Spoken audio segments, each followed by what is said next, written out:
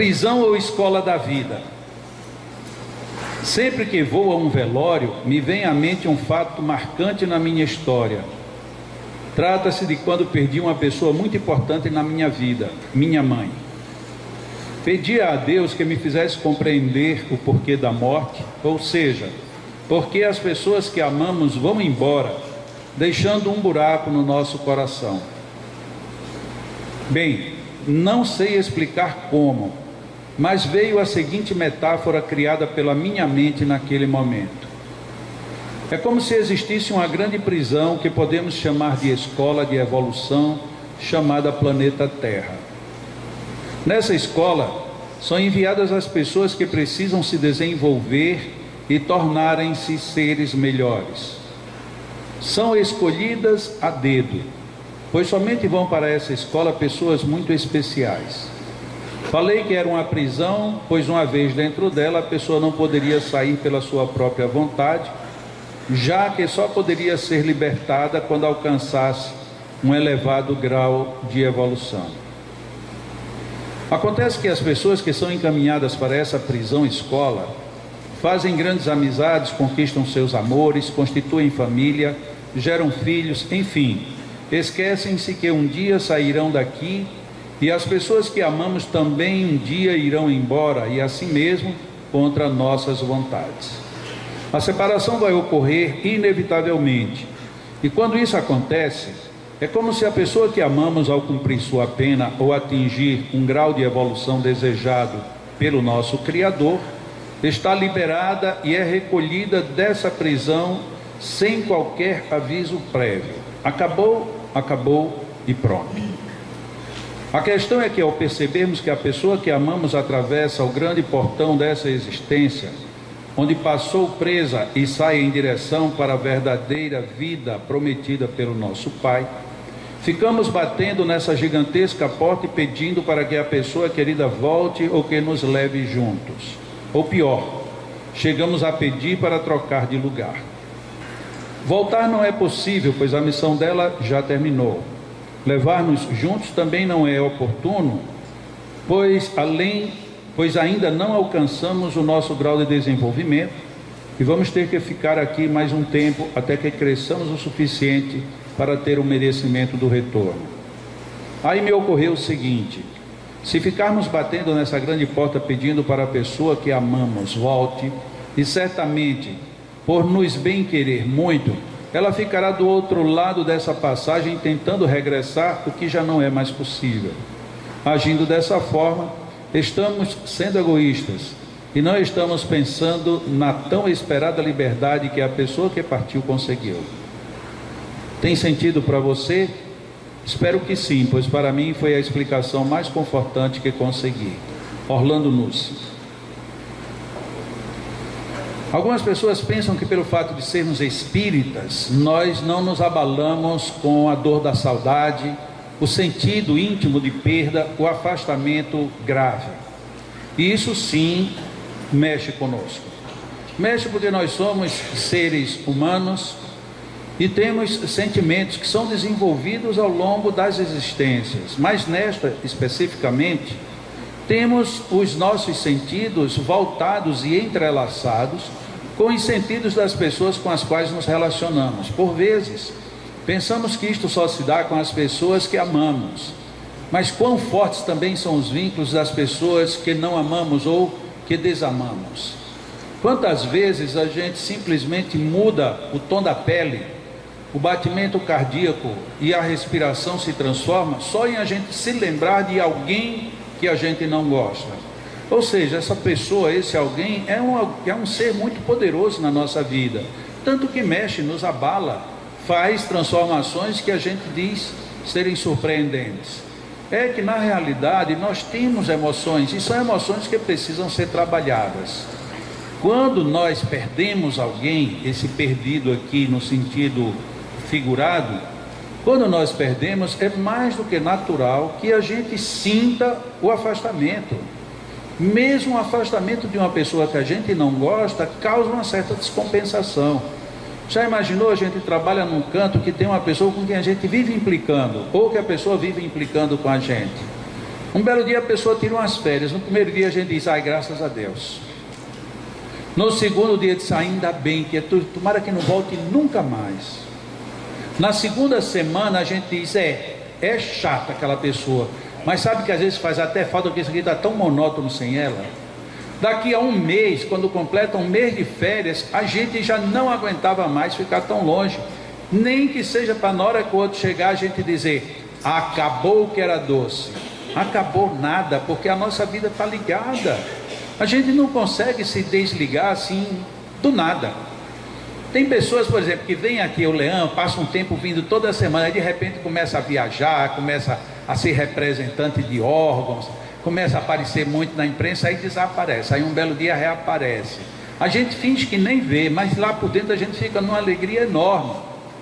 Lógico que se essa mesma pessoa sai definitivamente da nossa vida, a gente vai dizer, não me abalou. Claro que abalou. Abalou porque os nossos espaços não são apenas os físicos, os psíquicos são muito fortes. E o espaço psíquico nem sempre ele é resolvido apenas com a memória. A memória é um elemento muito prodigioso na nossa existência. As pessoas, quando perdem a memória, sabem que praticamente, e é comum essa expressão, perdi a vida. Porque a memória é quem dá sabor. É mais ou menos assim, você vai comer um prato delicioso, e na hora que você vai abocanhar o prato ou a comida, está faltando um tempero essencial. Você diz, nossa, mas tão bonito desse jeito e sem gosto.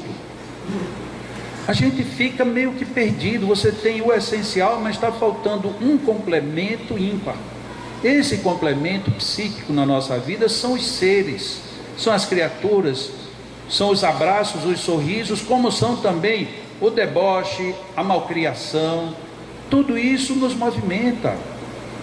Já pensou quem é o pai, quem é a mãe que não já teve a oportunidade de dizer, ah, esse meu filho, essa minha filha, isso quando eu era pequena, mas me dava um trabalho. Aí chega a treme a alma toda, porque se lembra e quer voltar lá para aquela época. Aquele trabalho, aquele desafio, aquilo tudo foi maravilhoso. E hoje, meu Deus, olha, quando eu vejo essa criatura desse tamanho, e ainda digo, é a minha criancinha. Vocês já ouviram isso alguma vez na vida, né? Alguém chamar você de adulto, enquanto adulto, chamar de criancinha. A minha criancinha, que coisa linda. Aí você vai olhar, que é a criancinha? Não, é essa pessoa aqui, maior do que eu, que essa é a minha criancinha. Por que isto? Por conta desse espaço psíquico que nós precisamos. Daí ficaria muito esquisito você dizer, e sua mãe, ela desencarnou ontem. Ah, foi? E de que foi que ela desencarnou? Não, ela desencarnou porque ela tinha que voltar para o outro lado. Ah, tá, e você não está sentindo nada? Estou muito feliz porque ela agora está num lugar melhor. Eu duvido que você diga isso do fundo do coração, a não ser que você já tivesse nessa criatura alguém com quem você não se encontrasse psiquicamente, e mesmo aí é difícil. Quando a minha mãe desencarnou, muitas pessoas que nunca tinham me visto chorar mesmo, disseram assim, nossa, e ele está chorando. Uau, pois é, eu estou chorando. Como que se nós não tivéssemos necessariamente que passar por isso, ou viver algumas emoções.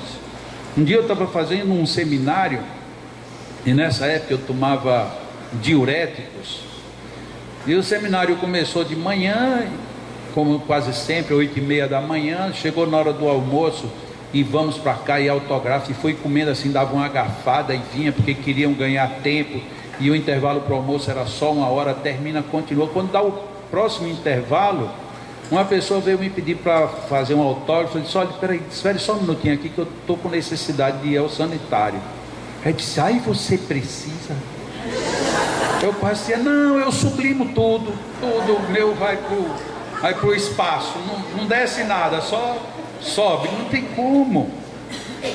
Nós somos seres humanos, tanto fisiologicamente como emocionalmente, psiquicamente.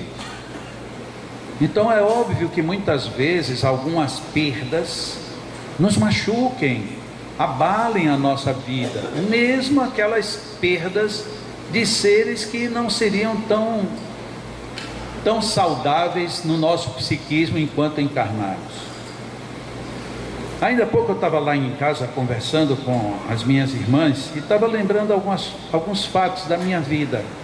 E eu digo, olha, mas aconteceram 2 grandes momentos na minha vida, ou 2 grandes oportunidades, que eu só vim identificar o que estava acontecendo depois que já tinha passado. Quantas vezes não acontece isso na nossa vida? A gente toma uma decisão e acha que está tudo bem. E só lá na frente é que a gente diz, meu Deus, onde era que eu estava com a cabeça? Sim, mas você estava com a sua cabeça, sim, mas o meu tipo de pensamento, a minha sintonia, o meu engajamento intelecto, moral, era numa outra direção.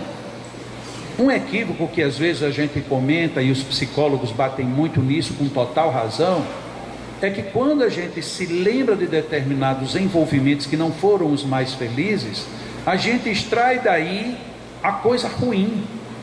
Quando na realidade qualquer experiência negativa que a gente teve, quando recordada, que ela seja mais uma fonte viva de aprendizado.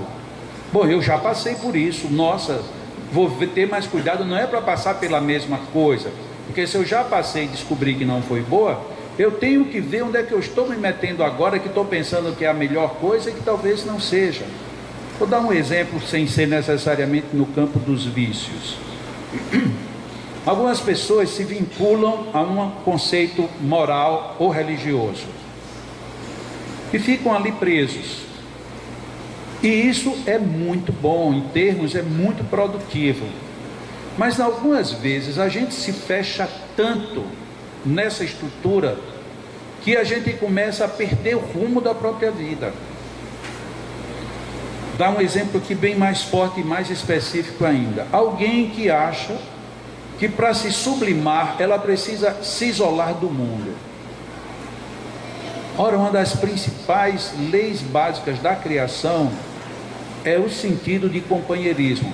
Quando a gente pega o primeiro símbolo de criação, a gente tem ali, considerando mesmo simbolicamente, ou ainda que alguns queiram tomar literalmente, Deus fez Adão, mas logo em seguida ele providenciou uma companhia para dizer, eu não quero você sozinho no mundo. Você precisa ter pelo menos alguém para lhe complementar, ou lhe acompanhar, lhe ajudar, lhe assessorar, o que quer que seja.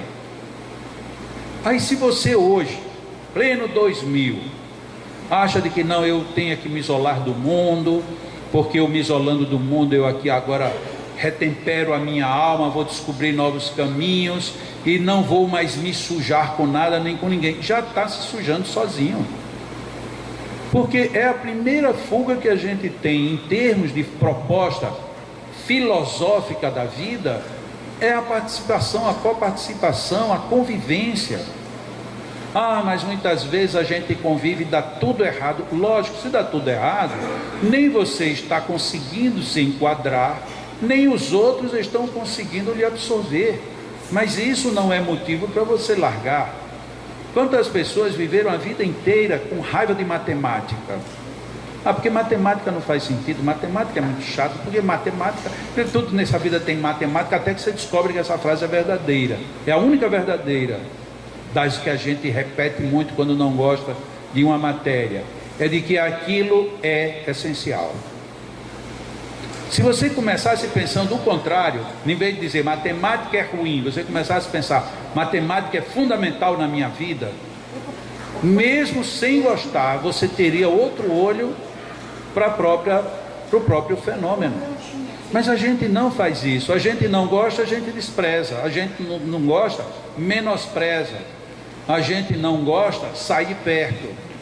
E aí quando é que vai gostar? Eu tenho um trauma terrível na minha vida, porque como palestrante era para eu ter muitas informações históricas, para estar sempre citando-as. Eu fui péssimo aluno de história, péssimo, porque na minha época estudar história era sinônimo de decorar, e eu detestava decorar. Ah, mas isso é porque a metodologia da época não importa, eu sei que eu fui infeliz no assunto. Hoje, até hoje me faz falta. Eu poderia saber muito mais coisas, ou ter melhores relações. Já pensou, quem não gostou de história, não gostou de ciência, porque era o mesmo tempo, não gostou de filosofia, e aí sai, você vai ver que no rastro de você não gostar de um, você encadeia uma série de providências que você poderia ter tomado. Se alguém tivesse me dito lá na infância, você é obrigado a estudar história. Se tivesse dito assim, se você entender história, você vai ter muito mais ideias para comparar a própria vida no seu redor. Eu iria olhar a história de uma forma diferente.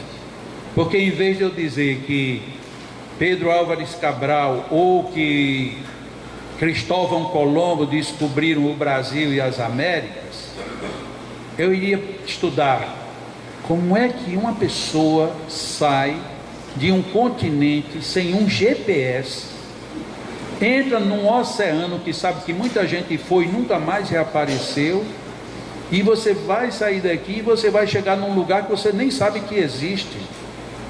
O que movia essa pessoa a fazer isso? Veja, eu ia estudar história até para procurar entender os sentimentos. Daqui a pouco a história deixava de ser história e passaria a ser uma história com H maiúsculo. Aí hoje, de repente, eu de vez em quando me pego assistindo o canal História. Por quê? Porque agora eu já tenho essa outra visão. Já não é mais de decorar que no ano de 1387, no mês de junho, dia 8, eu não preciso saber disso. Mas eu preciso saber que naquela época existia uma pessoa que por suas decisões levou a chegar a isso, aquilo e aquilo outro. Mas será que eu vou precisar desencarnar para descobrir isso? E agora vamos voltar para o tema. Será que alguém vai precisar desencarnar para eu descobrir que essa pessoa era importante na minha vida? Será? Porque às vezes a gente se pega exatamente na hora que parte um filho, na hora que parte um pai, na hora que parte um bem muito querido. Aí a gente diz, eu deveria ter feito mais isso, eu deveria ter feito menos aquilo, eu deveria ter me prestado ou me emprestado mais para essa ou aquela situação. E ao contrário disso, a gente simplesmente deixou passar. Mas deixou de passar por quê? Porque a gente não prestou atenção às próprias vibrações da alma. A gente ainda tem vergonha de dizer, eu te amo. Por mais que essa frase esteja batida, a gente não tem mais coragem de dizer com tranquilidade, eu te amo. Sem nenhum sentido escondido. O sentido é apenas de dizer, eu te amo. A gente não diz mais. A gente não diz mais isso para um pai, para uma mãe, para um irmão. Um irmão olhar para o outro e dizer, eu te amo, é muito difícil. Por quê? Porque a gente vai esperar que a pessoa vá embora, e no dia que for embora vai dizer, mas eu amava tanto. Sim, por que você não disse? Expresse isso. A última lembrança que eu tenho do meu pai encarnado foi essa. A última frase dele para mim, meu filho, eu te amo tanto que só Deus sabe o quanto. Um pai que até ele desencarnar, ele nunca tinha dito para mim uma palavra de carinho desse tipo. Ele foi feliz demais. Eu te amo tanto que só Deus sabe o quanto. Eu sabia que ele me amava, eu sabia o bem que ele me queria, mas para mim foi precioso demais ouvir isso da boca dele. E foi ótimo, porque eu também aí disse para ele com toda a claridade, que eu já tinha dito outras vezes, mas quando eu dizia, ele fazia, era o jeitão dele. Ele desconversava, ele era tímido em questões de amar. Quando ele me disse isso, eu disse, pai, eu também te amo muito. Só eu inverti o final da história. Ele colocou dizendo que Deus sabia o quanto ele me amava. Eu disse, pai, eu também te amo muito, e o Senhor sabe o quanto. Para mim foi um momento único na minha vida com meu pai. Vivemos muitos anos numa relação muito estreita, mas foi um único eu te amo que fez todo um sentido novo nas nossas vidas. Será que isso só seria porque ele estava à morte? Ou será que a gente pensou os dois, parece que ele vai embora e eu só vou dizer isso depois que ele partir? Não tem problema, eu digo também depois que ele partir, mas se eu puder dizer antes, que eu diga. Procuremos pensar nisso. As pessoas se vão, nós nos vamos. Se a gente tem alguma coisa a dizer que construa, que revele e releve mesmo a nossa vida, a gente diga. Não tem que ter medo de nada. Se o outro interpretou mal, a gente tem a oportunidade de esclarecer. E se ele não quer entender, não tem problema, amanhã ele vai entender. Mas se a gente ama, que nos amemos. Na hora que a gente assumir isto, a proposta de Jesus de amarmos uns aos outros, ela fica bem mais pertinho da gente. Ela sai do campo do discurso e entra no campo do afeto, que parecem ser a mesma coisa, mas são de uma diferença abissal. Diga com toda força: eu te amo. Diga de forma banal também, se for isso que você quer. Pode dizer também: eu te amo de qualquer jeito. Mas não deixe de dizer: eu te amo, a quem você verdadeiramente ama. Núcleo Espírita Providência Chico Xavier, na cidade de Poço Branco, está promovendo um encontro. Tem por atração os Pirilampos, que é um grupo vocal e instrumental, e eles estão construindo uma sede. Então, no dia 11 de agosto, no Clube dos Oficiais da PM, que fica lá na Avenida Rodrigues Alves, a partir das 20 horas, terá lá esse encontro em favor da construção deste centro em Poço Branco. E domingo agora, nós vamos ter uma boa oportunidade de saber quem foi Jesus. Quem foi Jesus? Essa é a pergunta que será tratada por André Marinho, que vem do Rio de Janeiro. As senhas estão ali conosco e nós gostaríamos muito que vocês nos ajudassem, não apenas vindo, mas incentivando outras pessoas a também virem participar desse nosso café cultural, que é um momento ímpar. Quem nunca veio não sabe até hoje como pode ter um evento tão grandioso e tão tranquilo como é o nosso café cultural. E quem já veio não se explica a si próprio como é que não fica vindo todo mês. Não, mas é porque a vida tá difícil, os custos. Pois é, deixe de tomar cafezinho e junte, e aí no fim do mês, no começo do mês, venha tomar um cafezão aqui que vale a pena. Será domingo agora, aqui no Leandro, neste auditório, um café de primeira, uma palestra esclarecedora. E depois, quando o André Marinho voltar outras vezes a Natal, outras vezes quando a gente encontrar o André Marinho nos canais de televisão, aí vocês vão dizer: que legal, eu conheci esse cara lá no Café Cultural. O Café Cultural começa às 8 horas da manhã, e quem tiver barriga e fome pode comer até às 9h20. Você dá o tempo de comer à vontade. Aí às 9h20 também, quem não comeu, não come mais. Às 9h30 a gente já tem remontado aqui o auditório, e aí tem a parte cultural, que é onde vem a resposta do quem foi Jesus. Como é mesmo o tema do próximo Café Cultural, só para eu lembrar, é? Muito. Quem foi Jesus? Eu já tinha esquecido, mas agora eu relembrei. Que bom.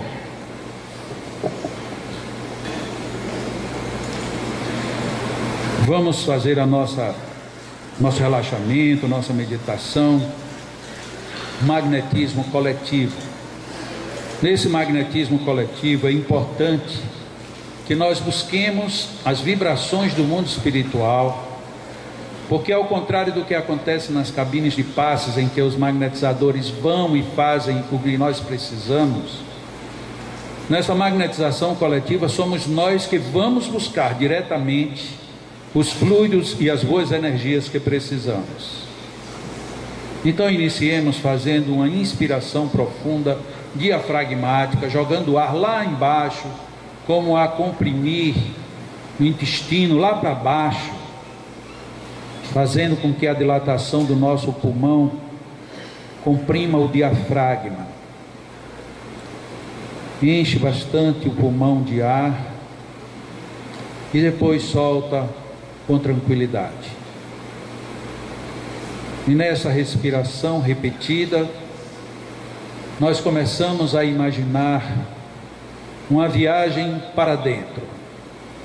Não para dentro só do corpo ou das vísceras, mas para dentro da alma.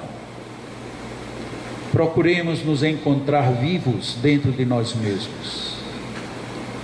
Sintamos quão bela é a vida em nossas estruturas, em nossos organismos. Deus, Senhor da vida, inteligência suprema, favorece-nos mais uma vez com todas as bênçãos que aqui sabemos iremos encontrar e que sabemos nos ofereces. Senhor, envolve-nos, fortalecendo-nos o corpo e a alma, e que este oxigênio que inspiramos venha carregado de energias renovadoras, a penetrar-nos corpo e alma, e a nos fortalecer em tudo aquilo que precisamos para o melhor desempenho de nossas existências. Pai, Criador de todos nós, sejam dirigidas a Ti as nossas vibrações e que elas ressoem e ecoem no nosso mundo interior. São muitas as Tuas bênçãos e só queremos ter a percepção de absorvê-las, de tê-las e contê-las em nós. Amigos espirituais, que as Tuas bênçãos e a Tua companhia estejam em nós igualmente. Que os nossos anjos guardiões encontrem um campo aberto em nossas mentes para intuir-nos o melhor sempre e levar-nos em nós e conosco as bênçãos que nunca nos faltam, mas que tantas vezes deixamos desapercebidas. Como numa bela paisagem, caminhamos rumo ao divino, observando a natureza, sentindo-lhe os encantos, fortalecendo-nos na pureza que se encontra ao nosso dispor. E como quem de mão dadas segue seguro, vivendo a grande emoção de uma grande companhia, recebemos estas energias do mundo espiritual, que agora vai fortalecida pelas energias dos nossos magnetizadores. E tudo isto favorece-nos com uma fortaleza maior.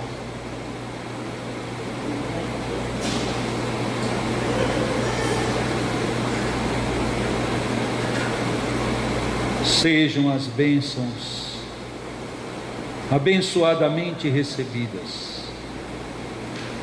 Captemos as energias de forma que nos sintamos revigorados e mantenhamos a alma em equilíbrio, sob forma de gratidão a Deus por tudo isto. Pai nosso que estais nos céus, santificado seja o vosso nome. Venha a nós o vosso reino, seja feita a vossa vontade, aqui e em todos os lugares. O pão nosso de cada dia nos dai hoje.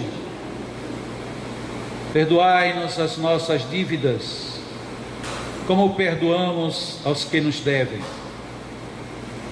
Não nos deixeis cairmos em tentações. Livrai-nos da prática do mal, iluminando-nos sempre com a força do bem, que assim seja. Nossos magnetizadores vão magnetizar nossas águas e ficaremos aqui em silêncio e em oração, dando toda a sustentação para que o bem, a força, a vida, o melhor esteja a favor de todos nós. Que assim seja.